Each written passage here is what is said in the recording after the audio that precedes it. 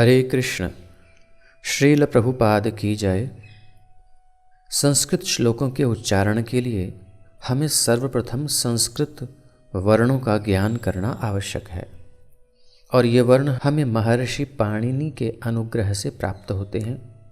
14 माहेश्वर सूत्र उन्होंने हमें प्रदान किए हैं। उन्हीं के आधार पर हम सरल करके समझने का प्रयास करेंगे। संस्कृत में कितने वर्ण होते हैं? संस्कृत में 2 प्रकार के वर्ण होते हैं, एक स्वर और दूसरे व्यंजन। स्वर जिनका उच्चारण बिना किसी सहायता के स्वयं किया जा सकता है और व्यंजन जिनको उच्चारण करते समय स्वरों की सहायता की आवश्यकता होती है। आइए स्वरों को पहले समझते हैं। स्वरों के 3 भेद हैं, ह्रस्व, दीर्घ और प्लुत।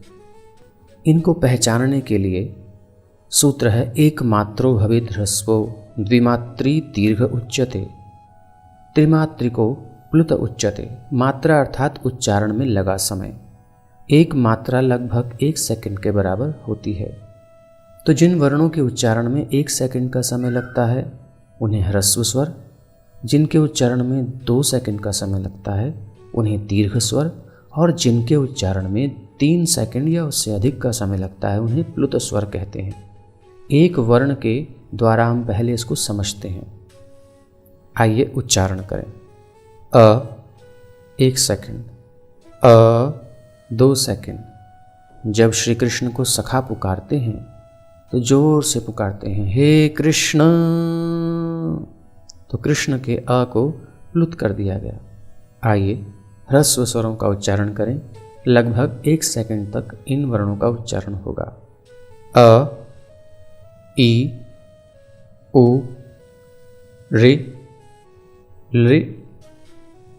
अब दीर्घ स्वर हैं जिनके उच्चारण में इनका दुगना समय लगेगा। अ, ई, उ, ऋ, ए, ओ, आई, औ। लृकार का दीर्घ नहीं होता, इसी प्रकार ए, ओ, आई और औ इनका ह्रस्व नहीं होता। अगले प्रकार के वर्ण हैं व्यंजन वर्ण। इनकी संख्या लगभग 33 है। इनका मूल स्वरूप हलंत के साथ है, अर्थात ये वर्ण आधे वर्ण हैं। इनका उच्चारण हम स्वतंत्र रूप से नहीं कर सकते। इनका उच्चारण करने के लिए किसी स्वर वर्ण की आवश्यकता होती है। जैसे हर एक व्यंजन के साथ अभी हम अ का संयोग कर रहे हैं, तो इनका उच्चारण इस प्रकार से होगा। ह में अ का संयोग हुआ तो बना ह। व्यंजन य में अ का संयोग हुआ तो बना य। इसी प्रकार समस्त वर्ण। आइए उच्चारण करें। ह, य, व, र, ल, ञ, म, ङ, ण, न, झ, भ, घ, ढ, ध, ज, ब, ग, ड, द, ख, फ, छ, ठ, थ, च, ट, त, क, प, श, श, स। इन व्यंजनों के संयोग से कुछ वर्ण बनते हैं जिनको कहते हैं संयुक्त वर्ण, जैसे क्ष, ज्ञ, त्र और श्र। अध का व्यंजन और क्ष के संयोग से बना क्ष, क्षत्रिय वाला क्ष। त और र के संयोग से त्र, ज और ज्ञ के संयोग से ज्ञ, श और रा के संयोग से श्र। इसी प्रकार का जो संयुक्त वर्ण है, किसी भी संयुक्त वर्ण के पूर्व जो ह्रस्व वर्ण होता है उसको भी दीर्घ मान लिया जाता है या गुरु मान लिया जाता है। अब आइए आगे जानते हैं अनुस्वार और विसर्ग। अनुस्वार जैसे अ के ऊपर बिंदी है से अनुस्वार कहते हैं। इसका उच्चारण कैसे होता है? जैसे किसी पीतल के बर्तन को यदि सीढ़ी से लुढ़का दिया जाए तो उसमें जो ध्वनि आती है टन टन टटन टन, तो उसी प्रकार से अनुस्वार का उच्चारण होता है। नासिका में, नाक में इसका उच्चारण होता है अंग, अंगूर, अंगूर, अंग।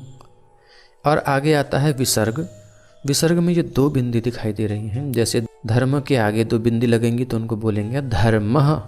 हल्का सा ह की ध्वनि वायु को बाहर की तरफ धकेला जाएगा, हल्का सा धर्मः, हल्का सा हकार आएगा, इसको विसर्ग कहते हैं।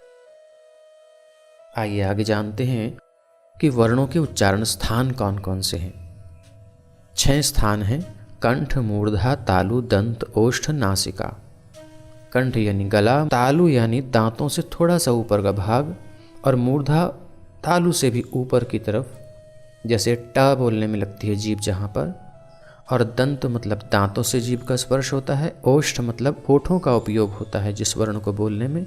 और नासिका, जैसे अभी हमने अनुस्वार का उच्चारण देखा। इस प्रकार से वर्णों का ये उच्चारण स्थान है। आइए कैसे इनका उपयोग करेंगे, किस वर्ण का कौन सा स्थान है वो देखते हैं। पहला सूत्र है अकुह विसर्जनीयानां कंठः, अर्थात जिन वर्णों का उच्चारण स्थान कंठ होता है उन्हें कंठ्य वर्ण कहते हैं।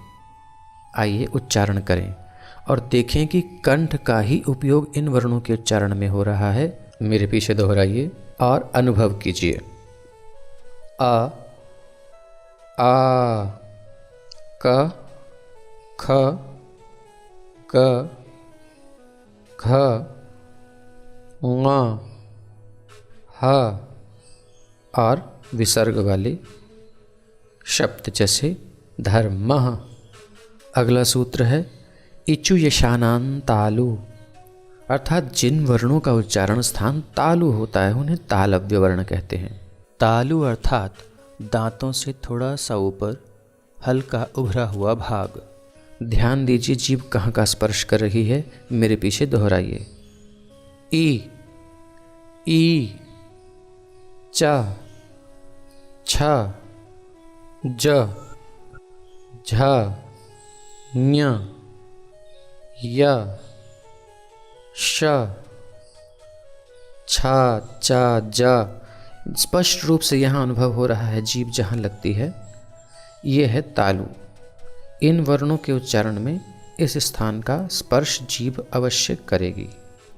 अगला सूत्र है ऋटुरषाणाम मूर्धा, अर्थात जिन वर्णों का उच्चारण स्थान मूर्धा होता है उन्हें मूर्धन्य वर्ण कहते हैं। उच्चारण कीजिए और अनुभव कीजिए। जहाँ तालु था उससे थोड़ा ऊपर जीभ स्पर्श करेगी, जैसे ट, ट। ध्यान दीजिए और दोहराइए। रे, ट, ठ, ड, ढ, ण, र और श। हो सकता है हमारा अभ्यास गलत हो। इन वर्णों के उच्चारण में जीभ वहीं जानी चाहिए जहां बताया गया है, तब इनका स्पष्ट उच्चारण होगा, अन्यथा उच्चारण गलत हो जाएगा। आइए आगे चलते हैं। अगला सूत्र है ऋतुलसानां दंताः, अर्थात जिन वर्णों का उच्चारण स्थान दांत होता है उन्हें दंत्य वर्ण कहते हैं। इन वर्णों का उच्चारण करते समय जीभ दांत का स्पर्श करती है। आइए दोहराएं और अनुभव करें। ऋ, त, थ, द, ध, न, ला, सा। इस प्रकार से स्पष्ट अनुभव होता है कि जीभ दांतों का स्पर्श कर रही है। ये इनका सही उच्चारण है।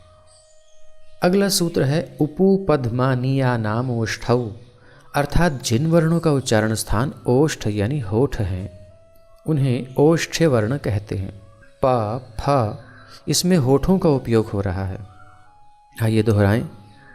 उ, ऊ, प, फ, ब, भ, म। इस प्रकार से ये ओष्ठ स्थानीय वर्ण हो गए। अगला सूत्र है यमंगणनानां नासिका च, अर्थात जिन वर्णों का उच्चारण करते समय नासिका का भी उपयोग हो अपने अपने उच्चारण स्थानों के अतिरिक्त। जैसे पीछे हमने देखा च वर्ग, प वर्ग, त वर्ग, इस वर्ण में अंतिम वर्ण जो आते हैं, जैसे क वर्ग का अंतिम वर्ण है ङ, च वर्ग का अंतिम वर्ण है ञ और ट वर्ग का अंतिम वर्ण है ण, ऐसे ही न और म। तो अपने अपने वर्ग के स्थान के साथ साथ नासिका च, नासिका का भी इनमें स्पर्श होगा। जैसे कि ङ में कंठ का उपयोग तो होगा ही, किंतु साथ में नासिका का भी हल्का उपयोग होगा। ऐसे ही ङ में और ण में और न में और म में। इसको हम समझ चुके हैं, आगे चलते हैं। अगला सूत्र है एदौतोः कंठ तालु, अर्थात जिन वर्णों का उच्चारण स्थान कंठ और तालु दोनों होता है उन्हें कंठ तालव्य वर्ण कहते हैं। जैसे ए कंठ और तालु की तरफ भी जीभ जाती है, ए और आई, ए और आई, ये दो वर्ण कंठ तालु हैं। ओदौतोः कंठोष्ठम, अर्थात जिन वर्णों का उच्चारण स्थान कंठ एवं ओष्ठ दोनों होता है उन्हें कंठोष्ठ वर्ण कहते हैं। जैसे ओ, कंठ तो है ही लेकिन होठ भी थोड़े से सिकुड़ते हैं।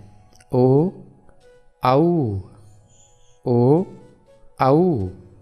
वकारस्य दंतोष्ठम, अर्थात व का उच्चारण स्थान दंत और ओष्ठ है। जब हम व बोलते हैं तो दांत होठों का स्पर्श करते हैं, व। इस प्रकार से ये हमारा वर्णों का उच्चारण स्थान हुआ। इनका हम अभ्यास करें, सही से उच्चारण करें। कोई समस्या हो तो दिए गए एड्रेस पर संपर्क कर सकते हैं। और अगले वीडियो में हम श्लोकों का उच्चारण करना सीखेंगे। अच्छे से अभ्यास कीजिए और फिर अगले वीडियो पर आइए। हरे कृष्ण। श्रील प्रभुपाद की जय। बहुत बहुत धन्यवाद।